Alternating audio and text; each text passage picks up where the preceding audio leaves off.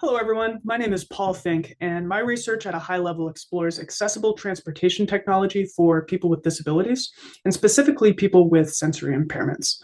The research I'm going to be talking about today was conducted collaboratively between Toyota Research Institute and the University of Maine's Benny Lab. Now, I'd like to start by grounding the importance of this work. I could talk until I'm really blue in the face about why autonomous vehicles will be so important for people with disabilities. But I think it's a better starting place to hear from the people who this will impact the most.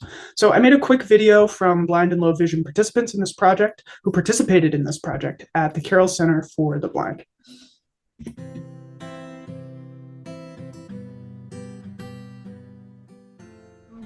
What would an accessible autonomous vehicle mean to you? Oh my goodness, it would mean the world to have an accessible autonomous car. Like I said before, I'm a mother of three, and I drove for so many years and had my independence and could, if we felt like going for ice cream, we'd hop in the car, go for ice cream. If they wanted to see a friend, we'd hop in the car and go see a friend.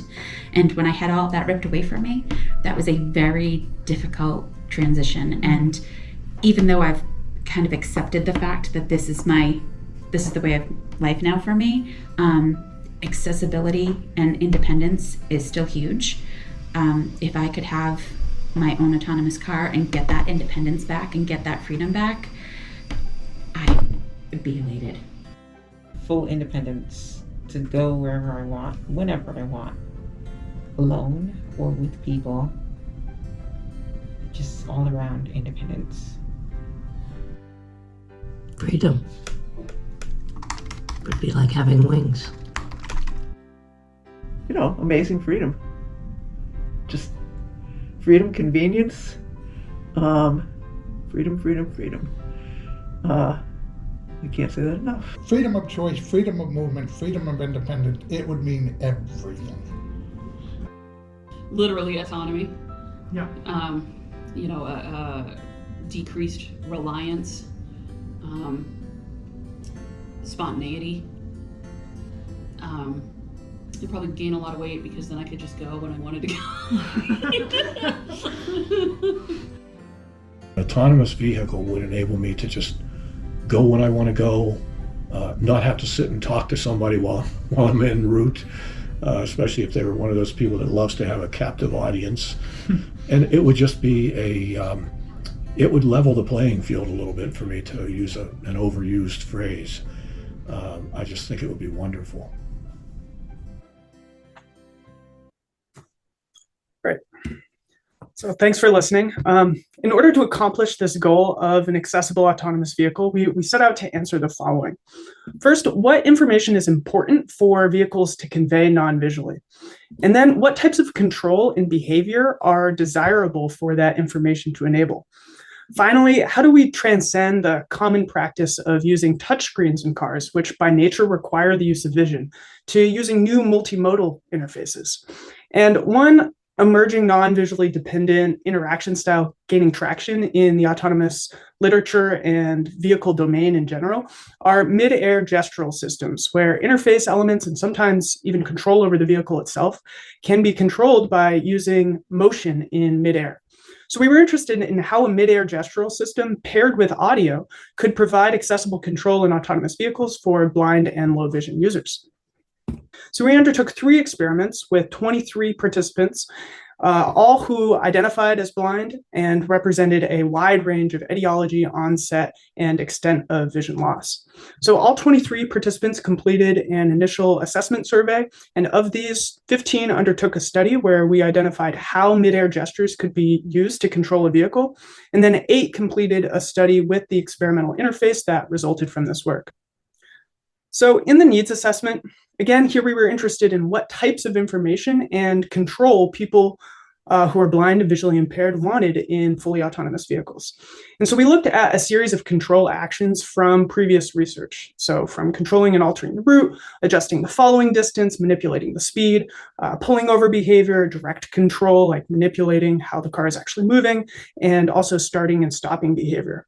And we hypothesized that of this whole suite of information, or control behaviors, people would desire control over the route the most.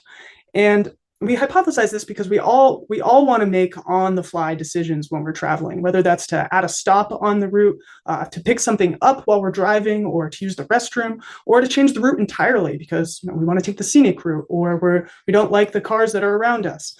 So we predicted this was also going to be the case in autonomous travel.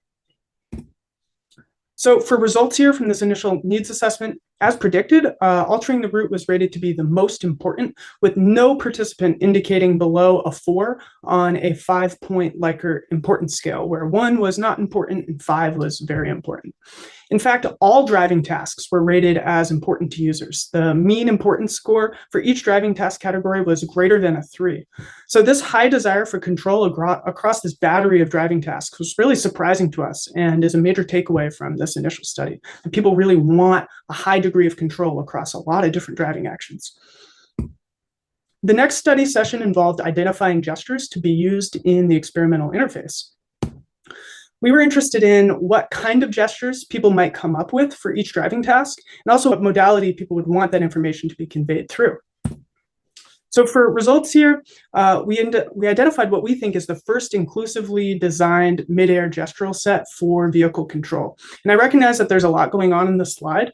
So what's important here is that participants helped identify gestures for a comprehensive range of driving tasks, and we analyzed these different gestures along 3 dimensions. If there was movement involved in the gesture, the hand shape used in the gesture, and if the gesture used repetition or not. These are just the remaining driving actions that participants came up with gestures for. And I just want to point out the last 3 because this is the 3-part process that we used for altering the route in the interface study.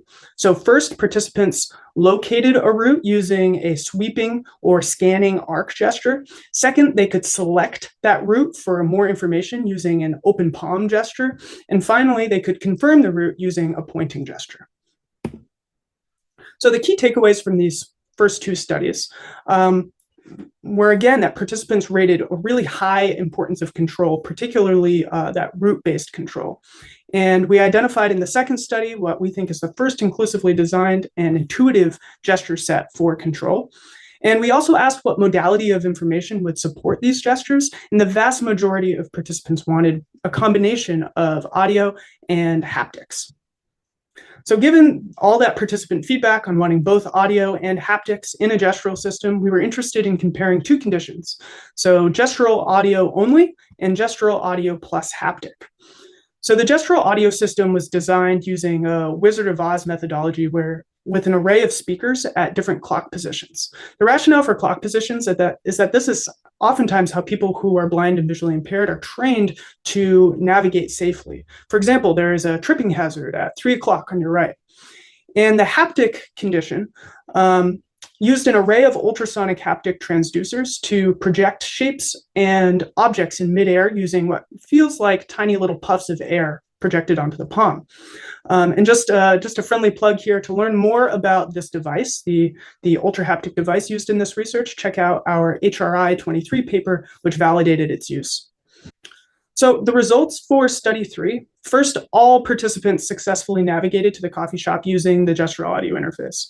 Additionally, all participants thought the gestural audio interface was easy to use or very easy to use. People did think that the haptic interface was a bit more difficult, but the participant scores were still in the positive range. And the vast majority of participants also said that they'd want a gestural navigation system.